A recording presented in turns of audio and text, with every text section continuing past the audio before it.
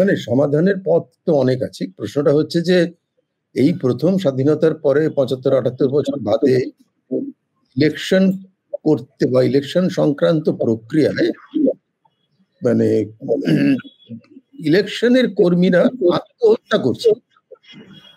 আগে আমরা পেয়েছি তথ্য যে ইলেকশন করতে গিয়ে গরমে হিট স্ট্রোক হয়ে মারা গেছেন, এরকম ঘটনা ২-৪টে ঘটেছে। মানে সে বিষয়ে কোনো সন্দেহ নেই। সেরকম যে একেবারে ঘটে না, ইলেকশন করতে গিয়ে কারোর হার্ট অ্যাটাক হলো, মারা গেছেন, এই তথ্য হয়। কিন্তু একটা ১ মাসের মধ্যে কেরল থেকে শুরু করে, তামিলনাড়ু থেকে শুরু করে, মধ্যপ্রদেশ, গুজরাট, পশ্চিমবঙ্গ সব জায়গা থেকেই আত্মহত্যার খবর পাওয়া যাচ্ছে। এবং পশ্চিমবঙ্গ থেকে ইতিমধ্যে সংখ্যাটা অনেক। আমার ধারণা অন্যান্য রাজ্যের কথা আমরা পুরোটা পাই না বলে অতটা পাচ্ছি না, কিন্তু আছে।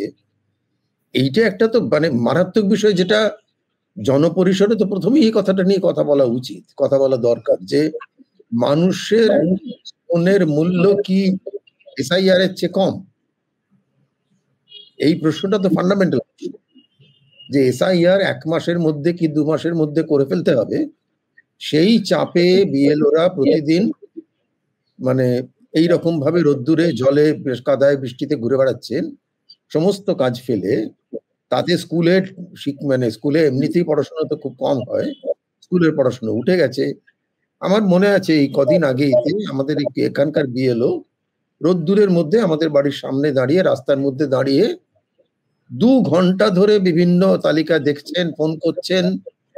শেষ পর্যন্ত আমি ২ ঘন্টা নয়, ১ ঘন্টা ধরে তাদেরকে জানলা দিয়ে বললাম যে আপনারা এইভাবে কেন করছেন, বা এখানে বসে আমার জায়গা রয়েছে, এখানে এসে করুন।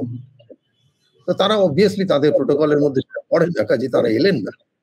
যদিও আমি নিচে গিয়ে তাদেরকে একটুখানি অন্তত মানে জল খাওয়ার ব্যবস্থাটা করলাম।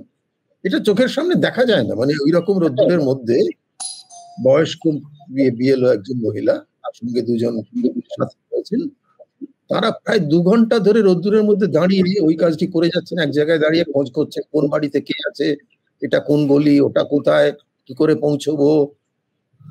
এটা পাগলামি ছাড়া কিছু নয়। এবং সত্যি কথা বলতে এইরকম ভাবেই তো মানে মানুষের আত্মহত্যা করার প্রবণতা তৈরি হচ্ছে। এবং আজ থেকে আরো যে ১ মাস ২ মাস থাকবে, তাতে তো আরো এই ঘটনা ঘটবে, এই বিষয়ে কোনো সন্দেহ নেই। অথচ এই জিনিসটা নিয়ে কিন্তু পরিষ্কার ভাষায় যে ফান্ডামেন্টাল প্রশ্নটা তোলা, যে মানুষের জীবনের মূল্যটা কি এসআইআর এর চেয়ে, ইলেকশনের চেয়ে কম তাও হতে পারে, যে নির্বাচন অনেক বড় জিনিস, গণতন্ত্র ইত্যাদি, আমি মানে তর্কের খাতিরে মানতে রাজি।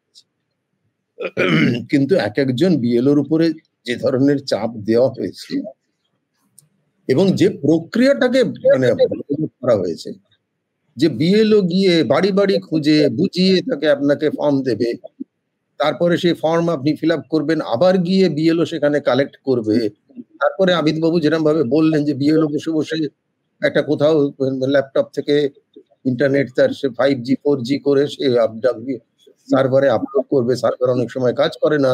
ইলেকশন কমিশনের সার্ভারই মানে কতবার চেক করতে চেষ্টা করেছি, নানা জিনিস কাজ করে না, বেশিরভাগ সময়তেই আটকে যায়, এই হয়, অনেক কিছু হতে থাকে। এই প্রক্রিয়াটা, এই প্রসেসটাই তো একেবারে মানে মানে কাম্য নয়, বাঞ্ছনীয় নয়, একেবারেই এটা অমানবিক। শুধু তাই নয়, এটা মানুষের মানে বেসিক্যালি মানুষের বিরুদ্ধে গিয়ে কাজ করা, সাধারণ মানুষের বিরুদ্ধে গিয়ে কাজ করা। একটা বিএলওর সঙ্গে তো আরো ৩-৪ জন রয়েছেন যারা তাদের সাহায্য করার চেষ্টা করছে, তারাও এই কাজটির মধ্যে যুগে রয়েছেন। এই ঘটনা তো ৭৫ বছরে তো ইলেকশন বহুবার হয়েছে, শুধু যে পশ্চিমবঙ্গে হয়েছে তা নয়, সব রাজ্যেই হয়েছে। এই কথাটা তো কোনোবার ওঠেনি। তাহলে মানে আমি তো এটাই প্রশ্নটা, যে ওই বলেন যে হচ্ছেটা কি, এক্স্যাক্টলি হচ্ছেটা কি? হচ্ছেটা হচ্ছে একদিকে বিএলওদের উপরে চাপ দিয়ে কোনো না কোনো ভাবে দেখিয়ে দেওয়া যে ভাই আমরা ডেটা পেয়ে গেছি, যে ডেটা ফাইনালি ওই বিহারের মানে ফাইনাল ইলেকটোরাল রোলের পরে ওই রকম ঘোটালা আছে, ওই রকম গলদ আছে। আর এটা তো আমরা সবাই জানি যে ইলেকশন কমিশনের ভোটার লিস্ট, তাতে আজ নয় কাল, গতকাল নয়, কোটি কোটি ভুল আছে, এ বিষয়ে কোনো সন্দেহ নেই। মানে কয়েকশো কোটি ভুল বললে বোধহয় ভুল বলা। আমার ভোটার কার্ডে আমার নামের বানান ভুল, আমার বাবার নামের বানান ভুল, আমার বয়স ভুল। তাহলে আমি লোকটা যে আমি, এটা তো আমার নিজের কাছেই অপরিষ্কার। কাজেই আমাকে এখন ফর্ম 8 ফিল আপ করে আধারের সঙ্গে লিঙ্ক করে বসে আছি। 9 তারিখে আমি করেছি ফর্ম 8, কোনো উত্তর নেই। আমি উত্তর পাবো না, আমি নিজেও জানি যে উত্তর পাবো না, কারণ এই সুযোগে আমাকে বাদ দেওয়ার একটা সুযোগ থেকে যাবে। আমি থাকি, আমরা দুজনে এখানে রয়েছি ধরুন 2016 পরে আমরা ভোটার কার্ড করিয়েছি। এর আগে আমরা ঠিক আমাদের পাশের ওয়ার্ডে গিয়ে আমি দিতাম। আমার মিসেসের বিএলও এখানকার, তিনি এখানে এসে মিসেসকে বিয়ে কার্ড দিয়ে কাগজ দিয়ে গেছেন। আমারটা আবিষ্কার হলো যে ঢাকুরিয়ায় আমার বুথ। আমি জীবনে কোনোদিন ঢাকুরিয়ার তো থাকিনি, ঢাকুরিয়া আশেপাশেও থাকিনি। এটা কি করে হলো? আমাকে বিএলও বললেন যে আমি তো আর আপনার ওদিকে যাবো না, আপনাকে আমার এখানে এসে ফর্ম নিতে হবে। আমি কোথা থেকে নেবো? বললেন সন্ধ্যে 6:30টার পরে আপনি আসবেন, তখন আমি কোন গলিতে থাকবো আমি বলে দেবো, সেই গলি আপনি খুঁজে আমি কোথাও একটা গাছের তলায় বসবো, ওইখান থেকে ওইখান থেকে ফর্মটা নিতে হবে।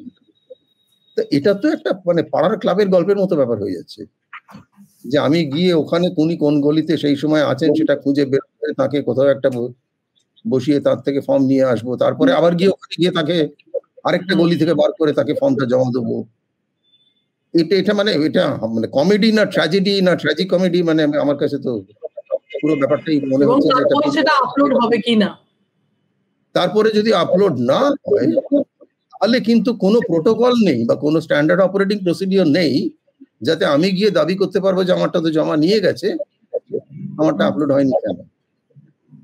এই যে ড্রাফট ইলেকটোরাল রোলে যদি নাম না থাকে, তাহলে বর্তমানের নিয়ম যে উনি করেছে গণেশ বাবু, তাতে তার নাম বাদ চিরতরে।